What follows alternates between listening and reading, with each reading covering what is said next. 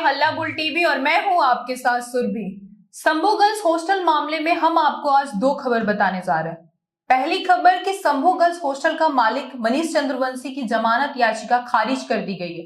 दूसरी तरफ जो छात्रा के कमरे में जो डायरी मिली थी, परिजनों का कहना है कि वो छात्रा की डायरी है ही नहीं। आइए हम जानते हैं मामला क्या है हल्ला बोल टीवी के संपादक दीपक शर्मा से। एक तो ये जो बात है कि जमानत अर्जी खारिज हुई है, जो संभू हॉस्टल के मकान के जो मालिक हैं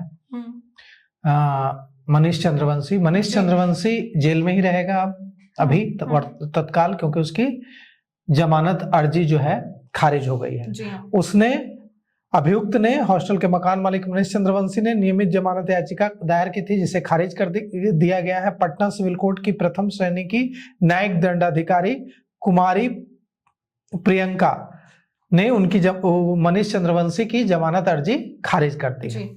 दूसरी जो बात आपने कही कि जो डायरी, जिस डायरी की बात एसआईटी बार बार कर रही थी कि डायरी बरामद हुई है, जो छात्रा के परिजन हैं, छात्रा के परिवार के लोग हैं, उन लोगों ने साफ कह दिया है कि ये डायरी किसी भी तरह से छात्रा की नहीं हो सकती है। तो जब ये डायरी छात्रा की नहीं है तो किसने वो डायरी उस कमरे में रखी? क्या डायरी रखकर जांच को भटकाने की कोशिश की गई? क्योंकि अगर डायरी उसकी है तो छात्रा के परिजनों को देखकर ही समझ आ जाता कि उसकी डायरी है, उसकी हैंडराइटिंग, उसके से जुड़ी चीजें। लेकिन ऐसा नहीं हो रहा है। परिजन कह रहे हैं कि डायरी छात्रा की नहीं है। तो फिर अगर ये डायरी छात्रा की नहीं है तो छात्रा के कमरे में ये डायरी कैसे पहुंची और किसने वो बातें उसमें लिखी? कौन है वो? इससे साफ है कि कोई ना कोई तो है जो वो डायरी लिखकर वहां रख रहा है और जांच को गुमराह करने की कोशिश कर रहा है। जी हाँ। एसआईटी ने छात्रा की सहेली से भी बात की है, पूछताछ की है। जी। ये सहेली बचपन से, तीसरी क्लास से उसके साथ पढ़ती थी। और पटना में भी वो यहाँ उसी कोचिंग में यहाँ भी पढ़ रही है, नीट की तैयारी कर रही है, जिस कोचिंग में छात्रा पीड़िता जो अब इस दुनिया में नहीं है पढ़ती थी। दोनों एक साथ साथ पढ़ाई करते थे। जब उसकी तबीयत बिगड़ी, बेहोश मिली वो, तो इसकी सूचना भी सबसे पहले उसके परिजनों ने ही, वो जो उसके से परिवार से जुड़े लोग हैं, उन्हीं लोगों ने, उसकी सहेली के परिवार से जुड़े लोगों ने ही जहानाबाद के पतियामा में पीड़िता के माँ बाप को दी सूचना। जी। डायरी, जिस डायरी का बार बार जिक्र हो रहा है, वो उस डायरी पर परिजन बड़ा सवाल उठा रहे हैं, क्वेश्चन मार्क लगा रहे हैं कि ये डायरी मेरी बेटी की है ही नहीं।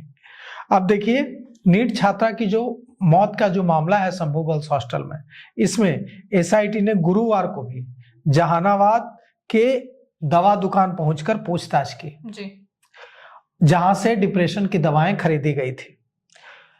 टीम ने दुकानदार से 27 दिसंबर को खरीदी गई डिप्रेशन की दवाओं के बारे में पूछा और सीसीटीवी फुटेज की मांग की, लेकिन दुकानदार ने कहा कि सीसीटीवी का डिस्क खराब है, जिसकी वजह से फुटेज हम नहीं दे पा रहे।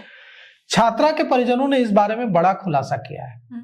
छात्रा के परिजनों ने कहा है कि जो छात्रा थी वो किसी तरह की डिप्रेशन की दवा नहीं खाती थी। उसके पिता को डॉक्टर ने लिखी थी ये दवाएं और उसके पिता खाते थे दवा। वो पिता ने खरीदी थी और वो गलती से जब गांव से वापस जा रही थी तो वो गलती से उसके बैग में चली गई थी वहां, और वो बैग में ही रखा हुआ था और बैग में ही वो हॉस्टल चला गया। इस मामले में लगातार महिलाएं सड़क पर उतरकर प्रदर्शन कर रही हैं और कार्रवाई की मांग की जा रही है।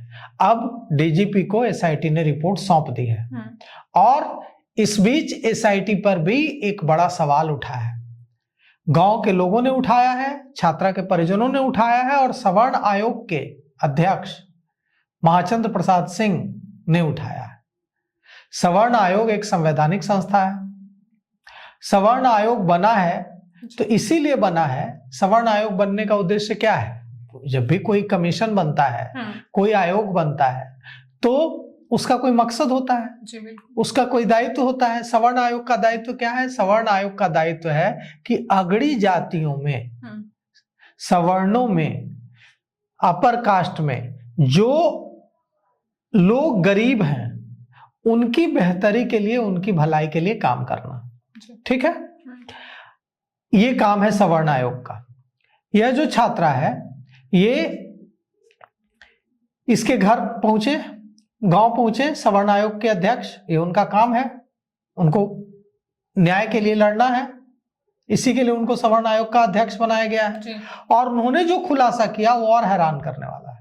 उन्होंने गांव को विजिट किया, गांव के लोगों से बात की, परिजनों से बात की और बताया कि गांव के लोगों ने गांव को विजिट करने के बाद, गांव में घूमने के बाद उन्हें पता चला कि अकेले अकेले ले जाकर एसआईटी के कुछ ऑफिसर्स धमका रहे हैं गांव के लोगों को कि छात्रा का कैरेक्टर असैसिनेशन करो, जैसा हम बोल रहे हैं वैसा बोलो, छात्रा के बारे में गलत बोलो। अब और उन्होंने यह भी कहा है कि वे इस पूरे मामले की जानकारी मुख्यमंत्री नीतीश कुमार को देंगे।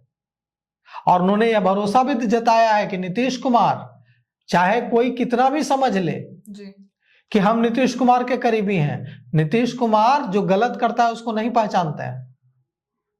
और उन्होंने महाचंद्र प्रसाद सिंह ने कहा है, सवर्ण आयोग के अध्यक्ष ने, सवर्ण कमीशन के अध्यक्ष ने, कि हम इसकी पूरी जानकारी मुख्यमंत्री नीतीश कुमार से मुलाकात कर देंगे। एक बार जनता दल यूनाइटेड के मुख्य प्रवक्ता नीरज कुमार ने भी मुझसे यह बात कही थी हल्ला बोल टीवी से खास बातचीत में, कि कई लोगों को यह लगता है कि वे नीतीश कुमार के बहुत करीबी हैं जी, और इस भ्रम में रहते हैं।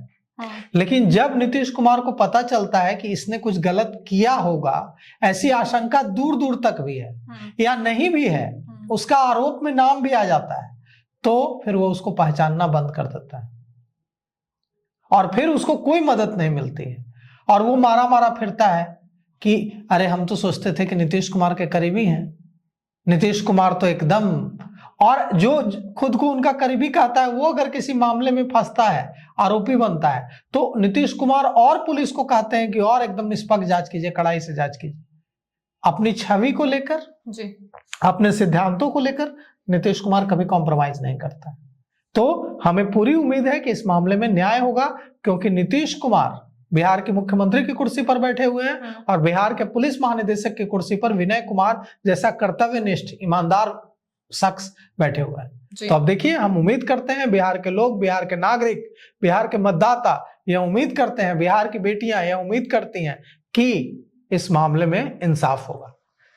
संभो गर्ल्स हॉस्टल मामले की गुत्थी अभी सुलझी नहीं है। हालांकि बहुत सारी महिलाएं रोड पर उतर के प्रदर्शन भी कर रही हैं, लेकिन एसआईटी की टीम ने डीजीपी को रिपोर्ट सौंप दिया है। अब देखना होगा कि इस मामले में आरोपी कितनी जल्दी गिरफ्तार होता है। इसको लेके आपकी क्या राय है, कमेंट करके हमें जरूर बताएं। फिलहाल इस पेशकश में इतना ही। तमाम खबरों के लिए देखते रहे हल्ला बोल टीवी। धन्यवाद।